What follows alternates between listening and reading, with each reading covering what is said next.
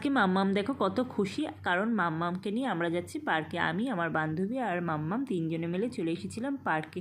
পার্কে ঢুকেই ও দেখো হাত ছেড়ে দিয়ে একদম খোলামেলা জায়গা পেয়ে দৌড়াচ্ছে।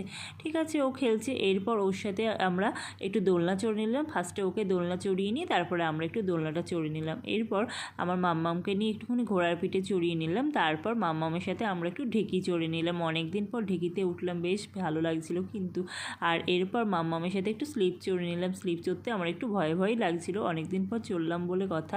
এরপর একটু পার্কটা ঘুরে নিচ্ছিলাম। পার্কটায় অনেক দিন পর আসলাম, আর আমাদের নবদ্বীপের মধ্যে এই পার্কটা না খুব সুন্দর। আর মাম্মাম দেখো এখানে কেমন খেলে বেড়াচ্ছে।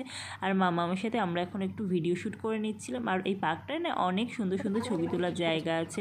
আসলে এখন একটু অন্ধকার হয়ে গেছে বলে ছবিগুলো একটুখানি কালো কালো আসছে ঠিকই, বাট দিনের বেলায় আসলে এখানে বেশ ভালো লাগবে। যাই হোক, পার্কটা কেমন লাগলো তোমাদের কিন্তু জানিও। আর ভালো লাগলো ভিডিওটা অবশ্যই একটা লাইক, কমেন্ট,